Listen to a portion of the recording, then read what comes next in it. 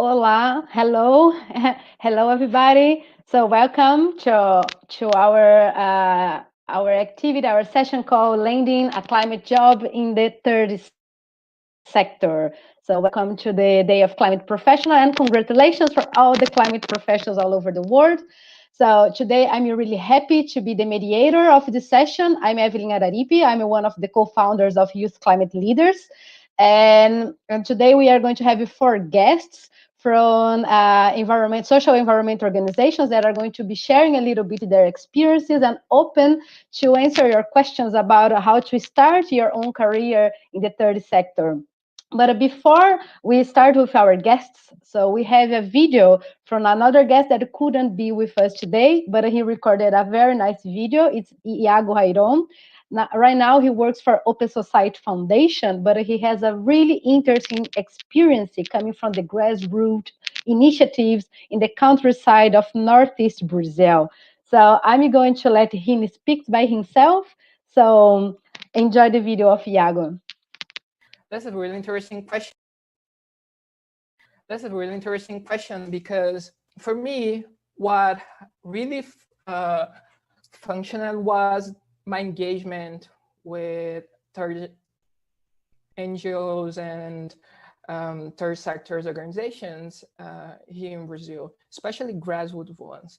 And then my expertise and my experience as a volunteer helped me a lot to do networking and to meet new people that open more opportunities of development. But I think that the most important thing that I learned during my journey so far is to not take any climate-related jobs for granted, because we are dealing with something that is really serious and something that actually everyday people is dying because of climate change. And now we are the people who are working with that. We're really in a better position because we are not having no houses going down, and we cannot we are the people who can be able and to be in the decision-making spaces, but every day is a new journey, is a new path, and you should be paying attention of what you're doing in your work, and also relating to people who are being impacted by the climate crisis.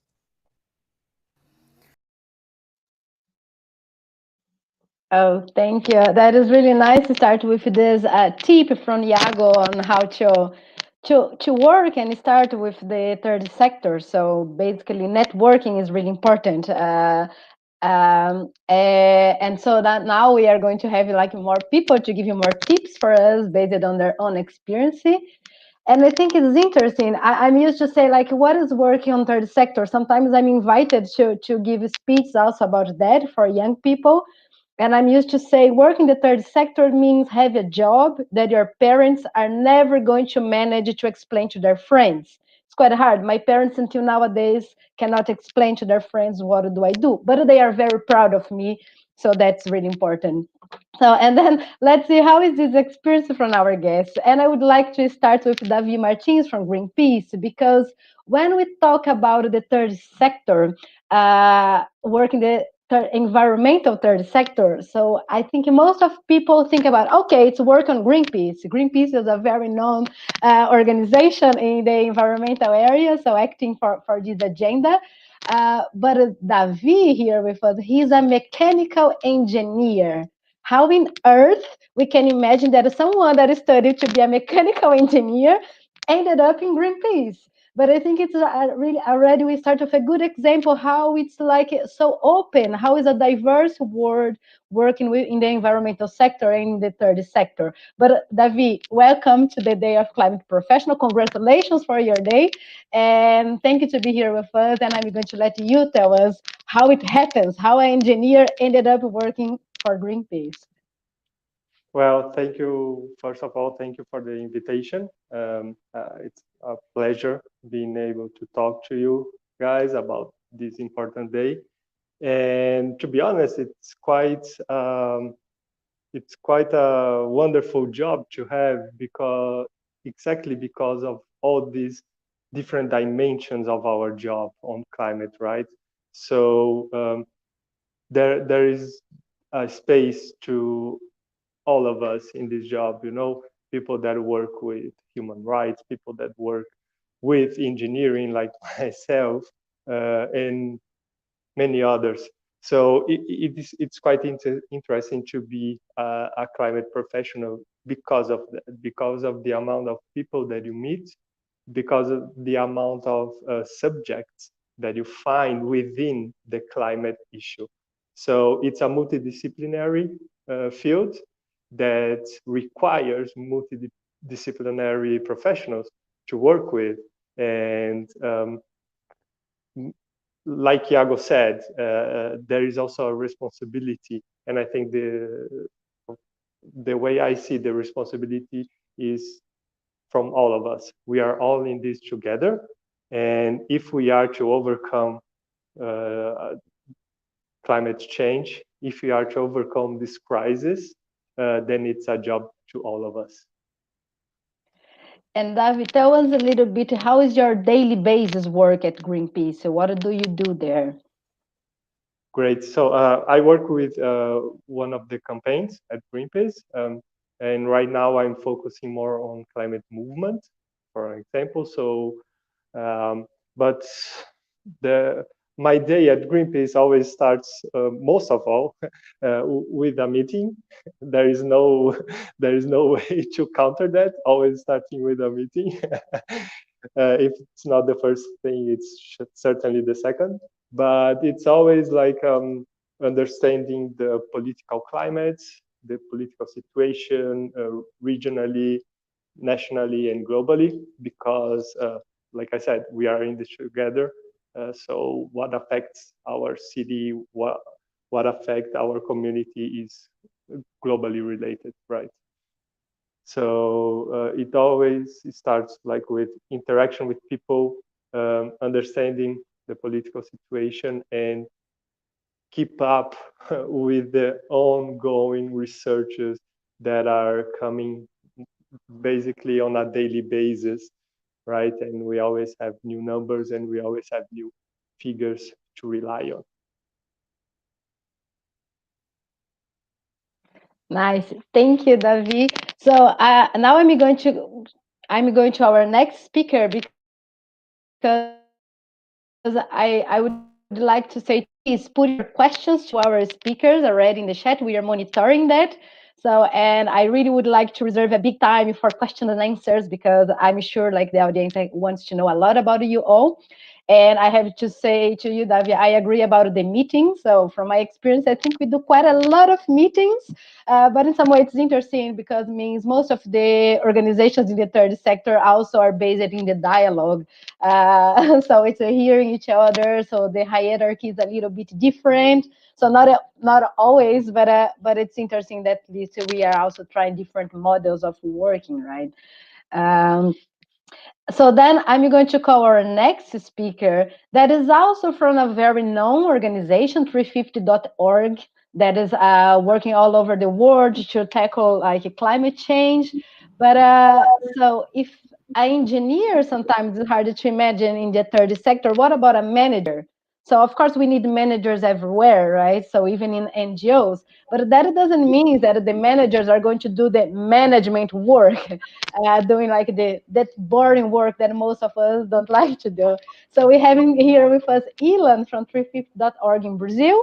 He studied management, but actually I think he's working really in the ground base with campaigning and try to tackle the oil and gas and fossil fuel industries in Brazil and also in Latin America, right? So Evelyn, welcome. Thank you to join us today, and please tell us a little bit more about your career. How did you, as a manager, start on this field, and how is your work at 350.org? Hi everyone, good morning, good afternoon, good night maybe, and thanks a lot for inviting me, us, Evelyn, and all the team from Youth Climate Leaders. It's great to be here. congratulations to all of us that work with such an important issue for our day. And yeah, it's really funny how everything happened in my career. And because I studied, well, I was a young boy in Brazil. I didn't know very well what to do in my life. So, okay, let's study administration. And then I got my first opportunities in my career, and I found out that was like very like boring and working entire day inside of one office and always doing almost the same stuff. And I was getting very frustrated with it. So I asked to leave some of those jobs, and because my passion was really the environmental area. I am a surfer, love the nature, so always had this huge contact. And maybe if I try to find something that I love in my personal and my professional way of living would be better. So I really start looking for more opportunities in the environmental area, start looking for qualification. I did a postgrad and a master's degree related to the environmental area, and start subscribing to lots of opportunities, including I did lots of volunteering, as Iago mentioned. That's very important to know more people. Was going to trips when there were opportunities and getting to know more and more people, always joining events as well and speaking to people, get to know me, until one day I found this opportunity with 350 in 2016 and subscribed to it. And well, now to reduce the story, I'm here working for 350 for almost 5 years now, doing what I love. I really found myself, discovered that this is what I love to do, and I really recommend people to try that if you have the opportunity, to not like give up. It took me a good like 4, maybe 5 years to really found a job that I like it, and so my advice would be definitely to people not to give up and really try to find what you love if you had that opportunity. And answering a bit your second question, well, my day-to-day of work, it's obviously very busy. As Davi was saying, we have lots of calls. That's a big part of our day, but we are always looking how to support the most impacted communities by the climate crisis. That's one of the main roles of 350 in the world. And in Latin America, it's not different, because we are seeing the most vulnerable people in the world be impacted by the climate crisis, including the drought, the storms, the hurricanes. This year we had the huge amount of hurricanes in the Occidental Hemisphere for the first time in Central America. Within 2 weeks, we had like strong hurricanes that affected lots of countries in Central America and Latin America. So we really want to put those voices to speak and fight against the climate crisis, and especially fight against the fossil fuel projects that globally are the industry that are causing the climate crisis. It is the industry that brought us here with that climate crisis. So we need urgent transition to renewable energy, and we need to put that people that are impacted to lead that. We don't want the big companies leading this transition. We want the communities, so we need to empower them and help them with that. Wow, nice, and congratulations for the work, Ilan. So who has questions for Ilan and Davi too? So please already put that in the chat, because we are monitoring, and soon we are going to open for debate. But right now I want to call our 30 speakers. That is Angela Morgado. So, and Angela is also very interesting, because I think if you are already connecting the dots, you are going to see that work in the third sector also means being quite of interdisciplinary and multitasking. So normally we study one thing and we ended up making a lot of other stuff. So, and I think Angela is a good example of that. She's really a communication expert in terms of campaigning, also fundraising for organizations in Portugal and other countries. But if you look to her career, can say she's also an entrepreneur. She's also a manager, and she helped like to found and started the Associação Natureza Portugal. It's the Portuguese Nature Association, and also she's running WWF in Portugal. So, Angela, please welcome. Thank you so much for joining us today. We are really happy to have you here. And please tell us a little bit about your career, how you did that, like from the communication to management to fundraising and everything you do. How do you do that? And how did you ended up doing it? Good morning, Evelyn. Thank you for your invitation. Good morning to my colleagues from the other NGOs. I think we have a very inspiring work, but not an easy one.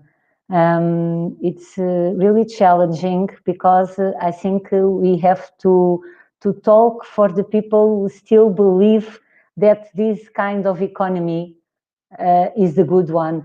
And we have to tell people that a new economy is needed that respects more the environment, the natural resources, and that the way we live our lives, it's completely unsustainable for our planet.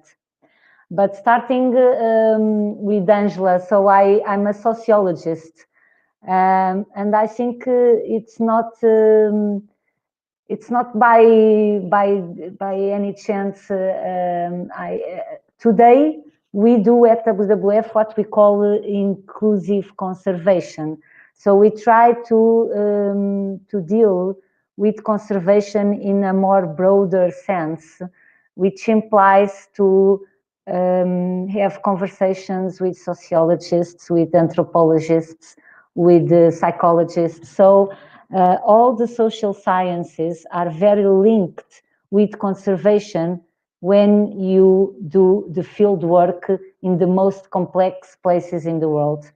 So I am a sociologist. I graduated and I have a master's degree on communications. I started to work in communications and then in fundraising on the private sector. All my life I worked until I joined this third sector. I work for communications agencies, PR agencies, associations, but not nature conservation associations, political marketing. So I never thought to work in an NGO. Then I, in my,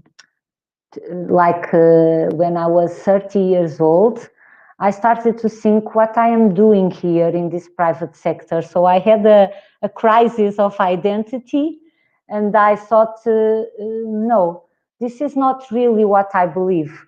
The politics and the economy as it is will not lead us to a sustainable future, to a future that is fair. I think I didn't think about sustainability. I thought about what is fair to the people. So I said, no, I'm quitting my job. So I got out. I was a client director of a PR agency, and I started to work as a consultant on nature conservation. And then I joined WWF Mediterranean, based in Italy, but to work in communications and fundraising in Portugal. So inside my organization, which I really am proud of working to, I started as an officer. And then I started to do things, to do communications, to do fundraising. I started to coordinate then the program in Portugal.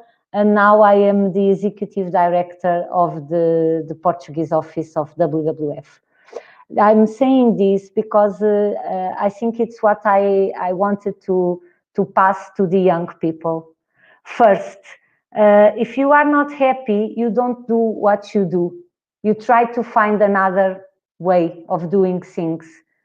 Second, if you start by the ground, by almost you are nothing in an organization, you can always achieve a higher position. So always believe that you can do all.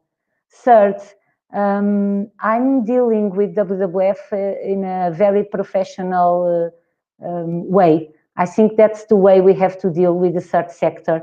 We are professionals, we have objectives. It's true that we have an inspiring mission, but we have to treat all very professional. That's my third advice. And last but not least, my fourth advice is to always feel the people around you. Because if you can't be a good person, you will not achieve anything. You have to show empathy for the people that when you talk, when you approach internally and externally. So I think all my life I tried to be a better person, and maybe that's why I ended at WWF and at the third sector. Very nice. Thank you, Angela. And I think it's really inspiring to have you here, because normally when we talk about work in the third sector or landing your job in the third sector, we mainly think about young people going to this path. So we are youth climate leaders. So we mainly work with young people, but it's interesting that at YCL, we also receive some participants and fellows that are not young anymore in terms of age, but they are in a career transition, and they would want to do what you did, for example, to have a more meaningful job. So that's why I think it's really nice to have you with us, because you did this shift, and it's really nice to see that it's possible. You don't need to be young in the early moment of your career to work on that, right? So, but I'm going to our next speaker for then open for the questions. And what I think is really interesting is see how it's really multidisciplinary, how like work in the third sector can be really diverse. But when we think about working in environmental organizations, we may mainly, maybe at least myself in the past, think, okay, it's for biologists, for I don't know, environmental managers, environmental engineers, something related with these skills and the science, right? So we have here our next speaker is a biologist.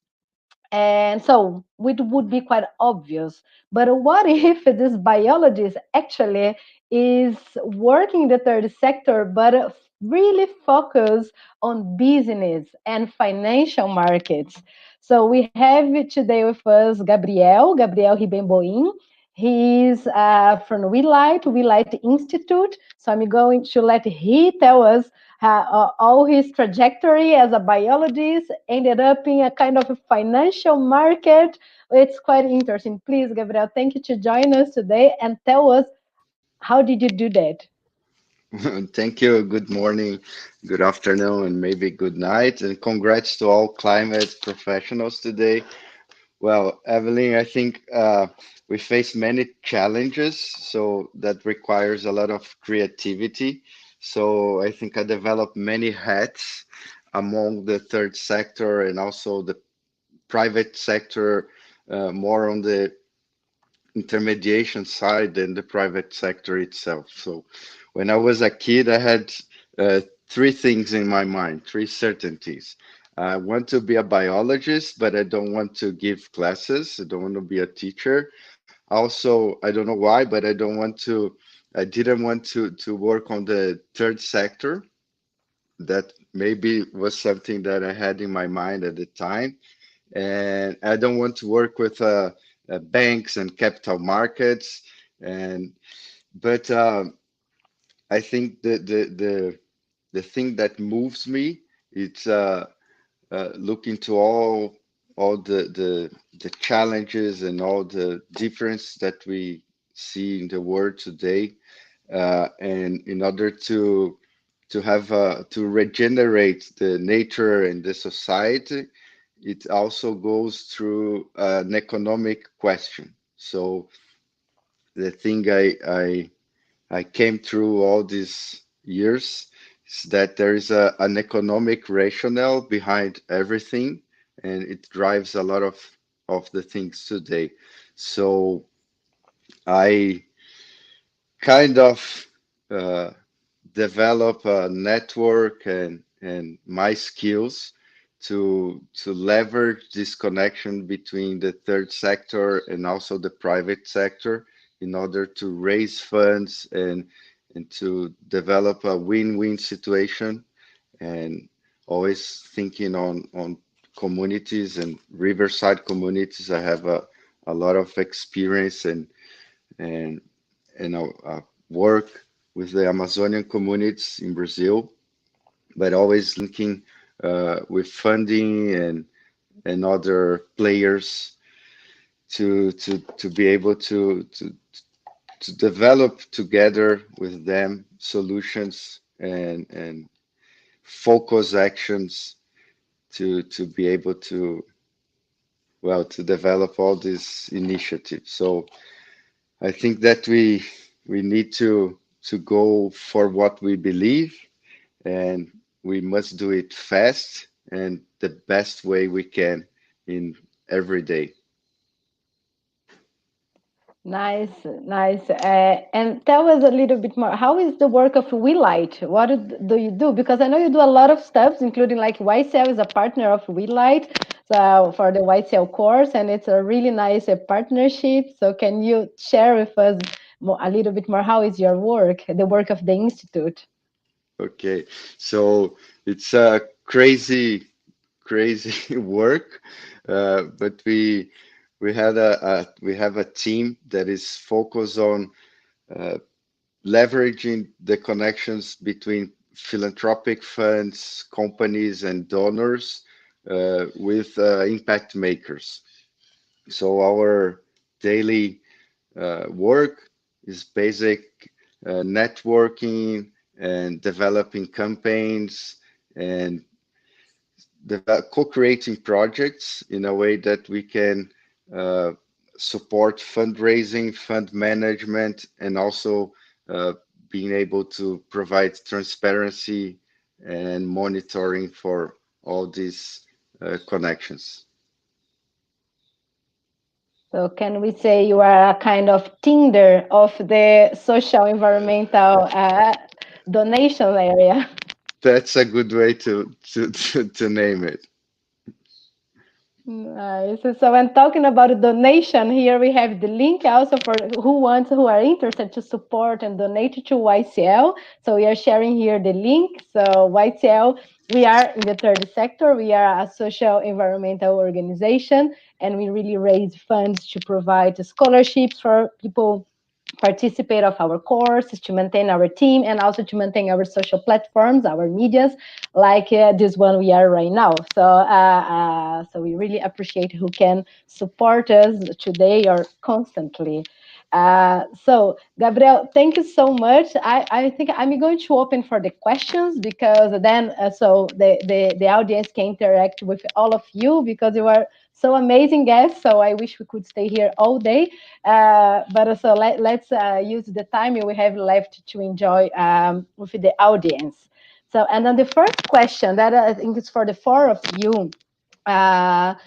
Is how to plan. So because we can see, so we maybe we start studying something, so we want to work with purpose, we make a transition. So but Fernanda Matsuoka, she's asking how to plan for the transition to a career with a purpose. So financially, emotionally, because we still are educating the mindset of the, let's say, normal traditional jobs, right? How do you plan this transition?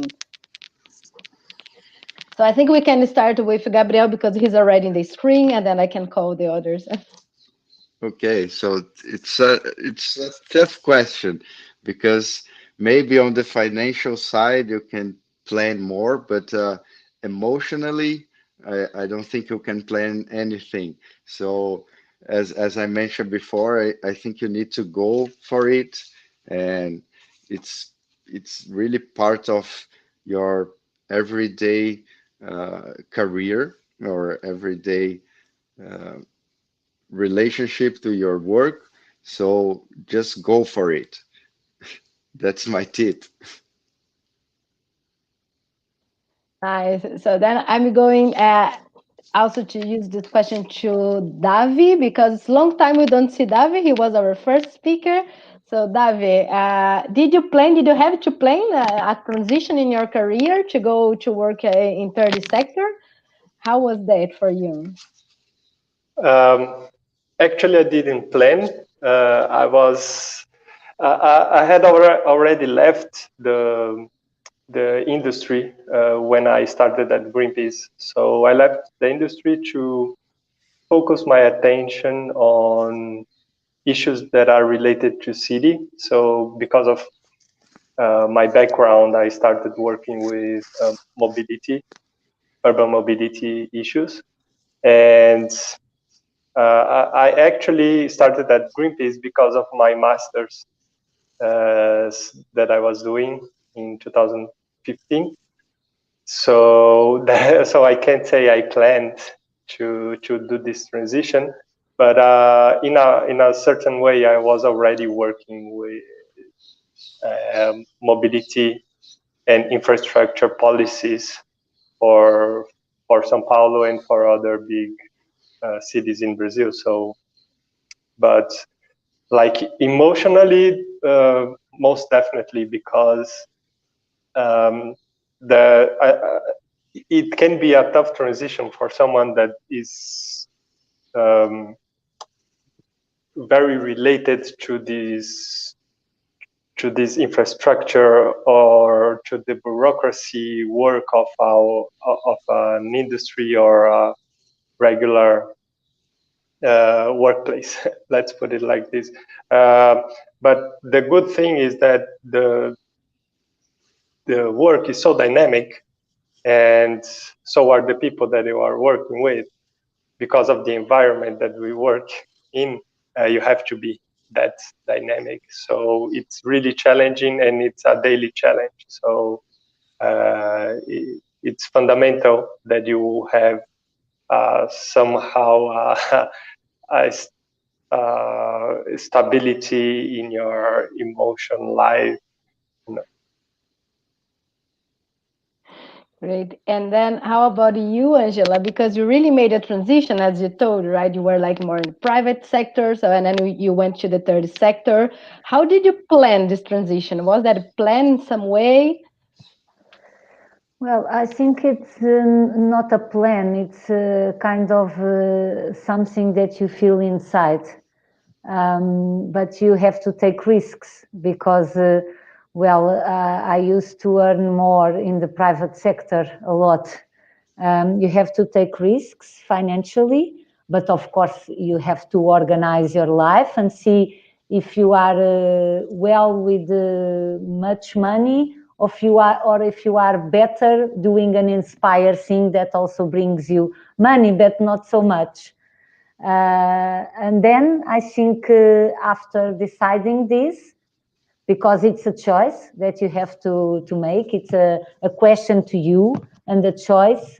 I think everything then you will see that your life will be changing professionally. So for me, it was like that.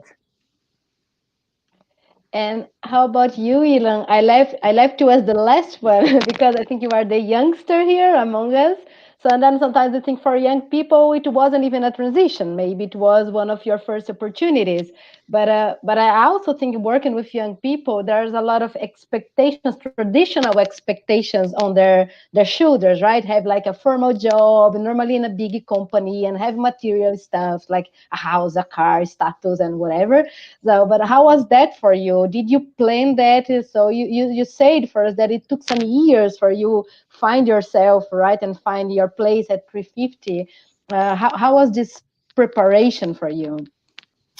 Sure. Well, so for me, it was sort of a plan, but I also echoed a lot of what Angela was saying about like really feeling it and taking risks, because I had like 22 years old, I think, when I gave up of administration and decided to really, okay, I want a job in the third sector to fight the climate crisis and the environmental issues. And then I was lucky to get like 2 scholarships on the way that really helped me to maintain myself while I was doing networking, qualifying myself, discovering opportunities. And so I left with 22 and I got my first job with 350 only at 26, 27 years old. So it took me a good amount of time. Of course, I was studying and so, but I never stopped looking. So on the emotional, and today I'm 31 years old, just for everyone to know. But yeah, it's good to be prepared emotionally as well, because it can take time. You can receive lots of no's, so you have to be prepared to be a bit frustrated, to really question yourself if it was the right decision or not. But in the end, for my situation, I can say that it was very worth all the risks that I took, and now I can really say that I'm doing what I believe, what I love, and yeah, that's I think a good advice, to take risks and be prepared for what you're choosing. But in the end, it was very amazing for me what happened, and I think that's part of have the courage to go for. Nice. And I think the next question is from Beatriz, is already connected with what you were saying, Ilan. That is, what skills are essential to look out for to get a third sector job? Or what kind of skills did you guys develop, you yourselves have to develop at the organizations you are working right now?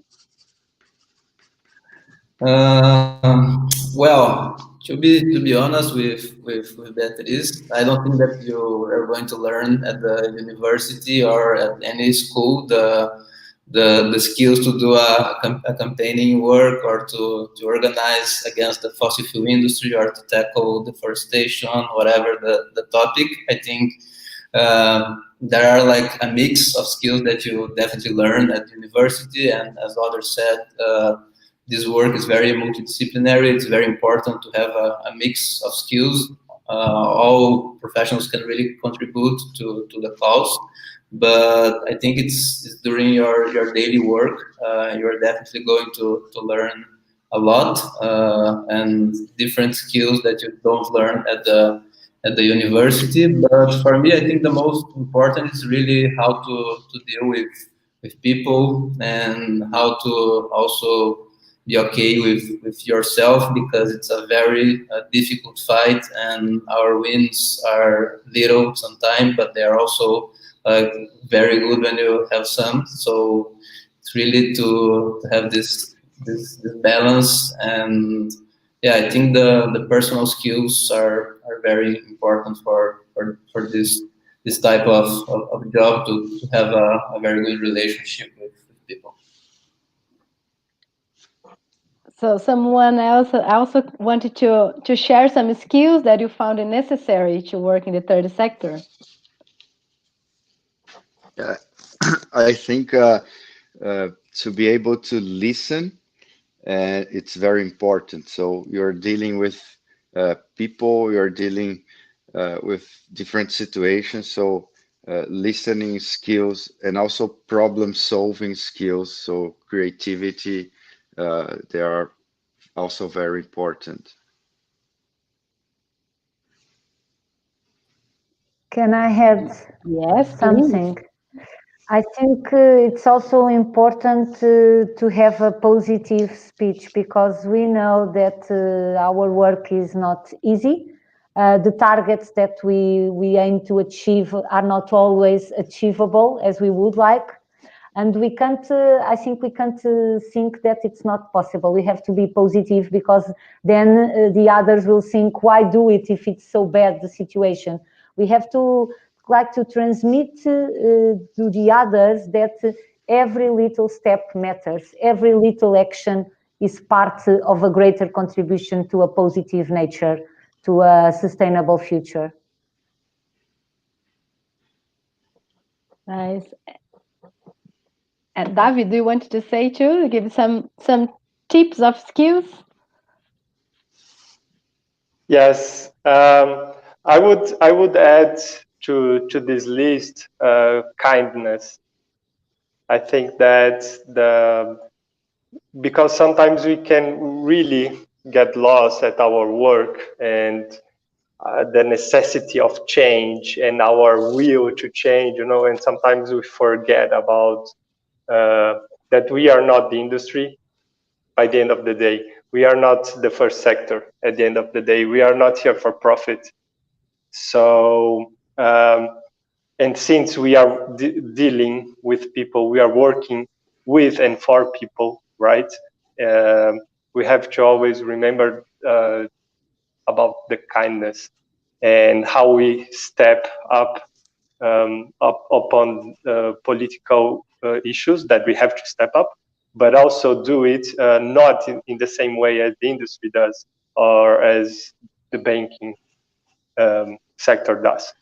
We have to do it with kindness. We have to remember that at the other end, there are communities that are being impacted, mostly poor communities, people that are on the edge of living conditions. So kindness is always that we have to be able to deal with our work and to deliver something that is fair, something that is worth, and something that will make the change. Nice, Davi. I think what you said right now is completely connected with the next question from Emmanuel. So then if you want to start answering and then the others follow, because it's what's your opinion about healthy care for climate professionals? How to take care of you while you take care of the planet? Yeah, it's totally connected because kindness is a two-way street, right?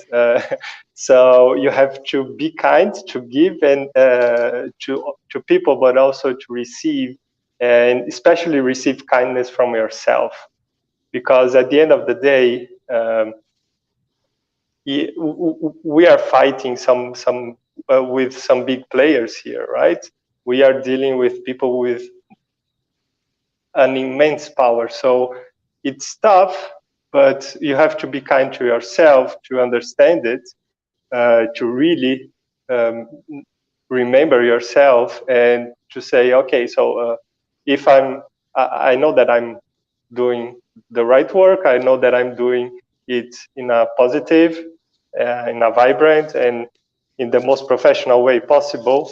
So in the end of the day, be kind to yourself also. Right, so that's a big part of healthcare to us. Yeah. Totally. I'm used to say to some climate activist friends that sometimes be healthy is the best civil disobedience that we can have. Right? So, Angela, do you want to share first? Yeah, because I understand this question. Like also, we have to, at least I think we have to also have good practices. If we ask the others to have good practices, I think we have to have it. So I think taking care of ourselves is to eat well, to eat according to the limits of our planet, to don't buy everything, to reduce the consumption.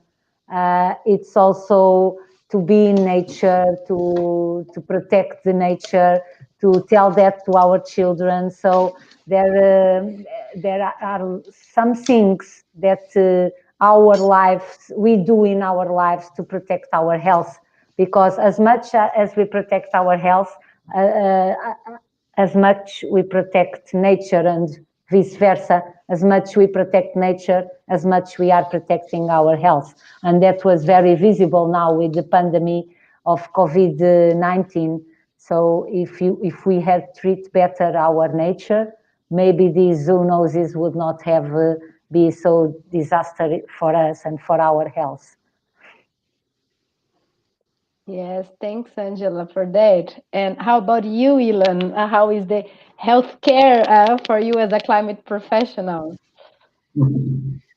Yeah, I think that's a very important point raised by Manuel, because I had some examples of lots of colleagues suffering from burnout, and that's very serious because we are dealing with something that's so urgent, and sometimes we want to do it all at once, and oh no, but I need to do that. I don't know what's going to happen in the other day, and then we end up forgetting about ourselves. So for me, I think it's definitely taking breaks, breathing a lot, saying no to things. Sometimes it's also important.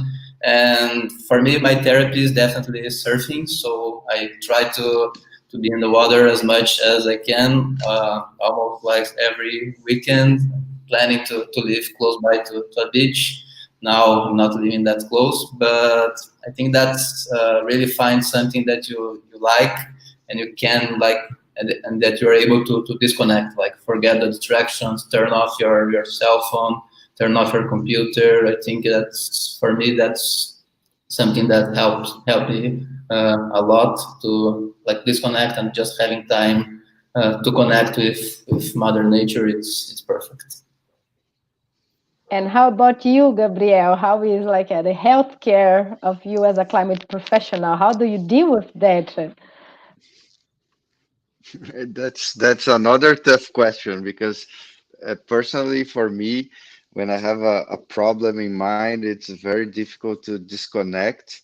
So I try my best to be with my families, with my kids, and also to be uh, with the nature. So all the forest environment, the sea, that helps me a lot to disconnect and take care of myself. Yeah, I think I'm a little bit like Gabriel. I'm very anxious. So when I work like with social environmental projects, sometimes I get too much engaged and connected with that, and then it's hard to sleep or hard to think about a private life or the stuff. And that's why I would like to recommend today we are going to have one session in the main stages about climate anxiety, how to deal with climate anxiety. That is really important. I'm not sure about the time, but you can see in our program, and I really invited people like me that are very anxious and have those difficulties to think about it, like the mental health, working with such complex topics related with climate crisis. So sometimes we need to talk about that. So we are going to have this opportunity today. Uh, so I'm not seeing any other question yet, but I have one question for you that is quite tricky, because we are still in a capitalist society, which means we need to pay our bills in the end of the day. And I think third sector is quite known to have low wages. So if you go, that we have this idea, oh, if I'm going to, I want to connect my profession with my cause, I want to work with purpose, but I needed to have money. So, and then people sometimes avoid to go to the third sector thinking they are going to get poor. They are not going to have money. How is that for you? Did you face, because I also have know people that went to the third sector to earn more actually than they were earning the private sector. So how was that for you? Do you think like the third sector pays badly, or you need to change your lifestyle to fit in a salary in the third sector? How was that for you? I'm going to start with Davi.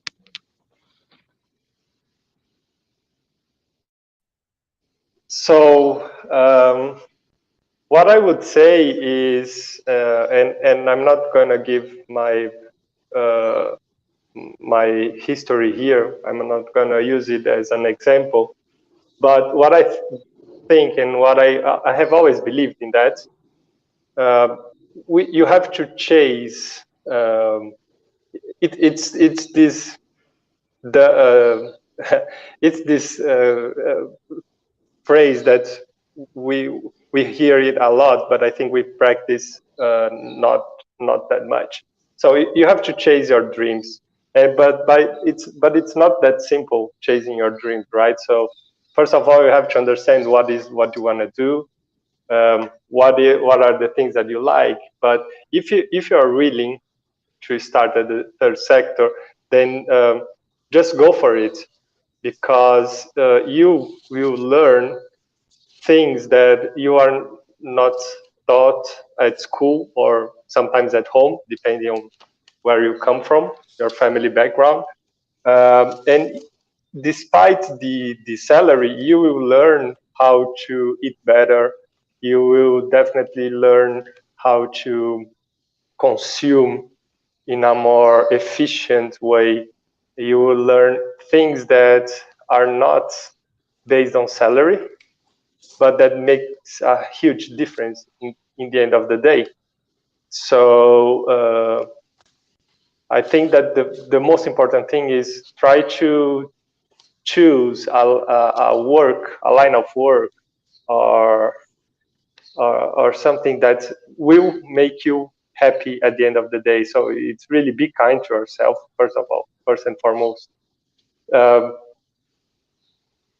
because so, yeah, sometimes the third sector can pay less than private sector, but the thing is, what you are gonna earn in terms of happiness and health, and be able to do things that are unimaginable. If you think of like working for Greenpeace, you can do you can be living 3 months in a ship, you know, and doing campaign at the Arctic, and dealing with some of the most beautiful environments on Earth, and talking to amazing people. So, and you are eating, so you're not paying for your food during that time. So, how much are you going to spend if you have to do like a ship trip, paying from your own budget? So you have to, I think that you have to consider all these things when choosing.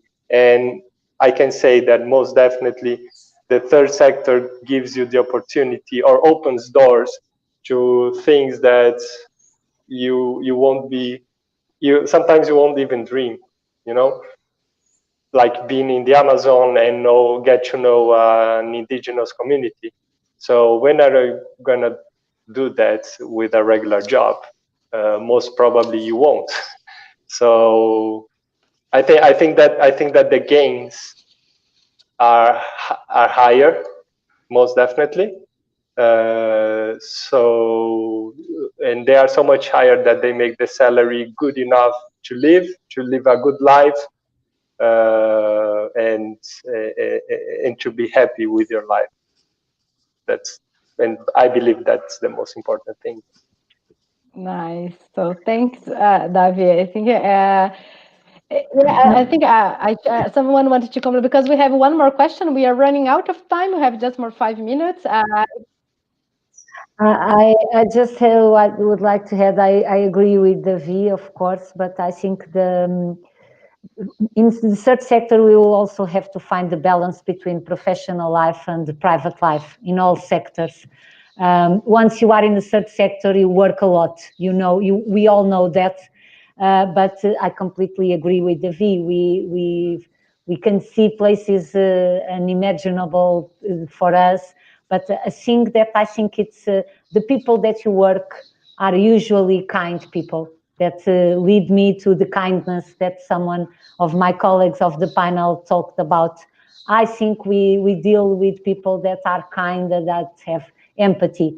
So that's it. Yes, so at the end of the day, like money is not only the resource, right? There are other resources we take into account.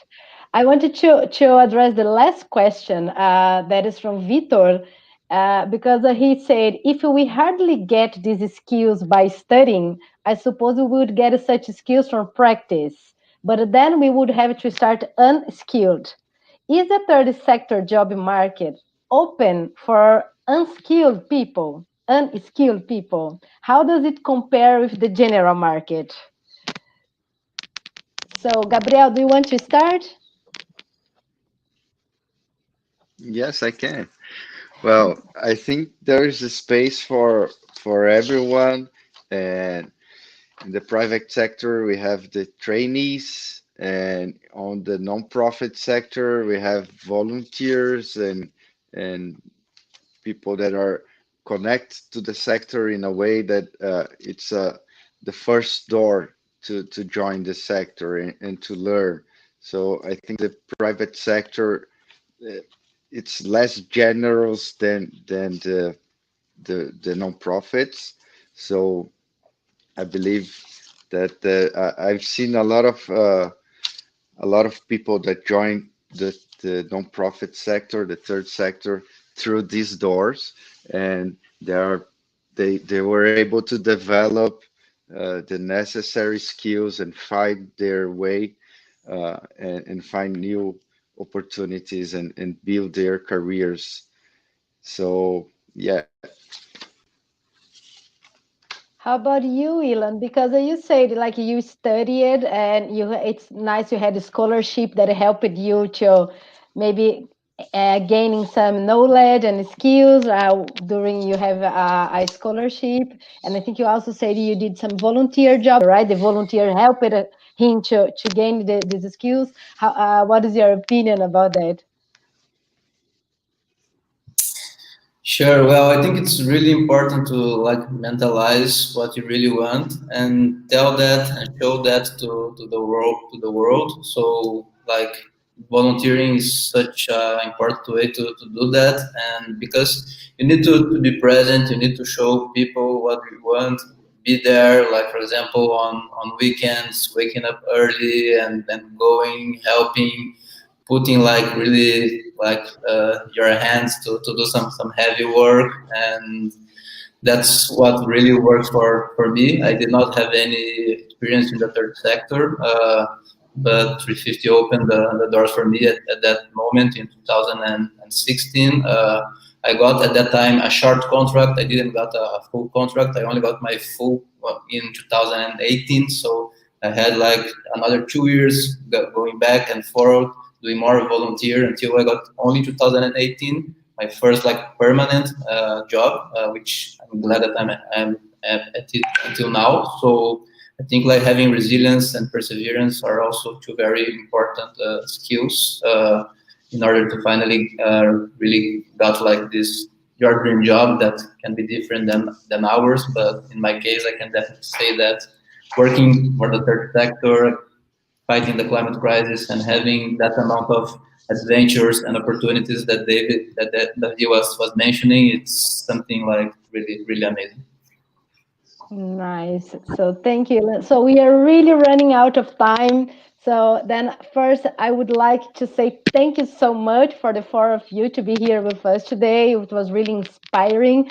So this conversation is going to be recorded on YouTube so that people can keep watching and sharing. So, and I really would like to invite the audience to go to the next session, the next session in the main stage, that is how to finance the transition to carbon neutral societies. I think it's also connected with what we were talking here. So I think it's going to just to keep being interesting. Thank you so much. So, and once again, congratulations for the day of the climate professional. Thank you for the work you are all doing. And I really hope you can keep connected and doing more events and talks together. Thank you to be here with us. Thank you, Evelyn, for inviting us. Bye-bye to my colleagues and to all. Bye-bye. Ciao.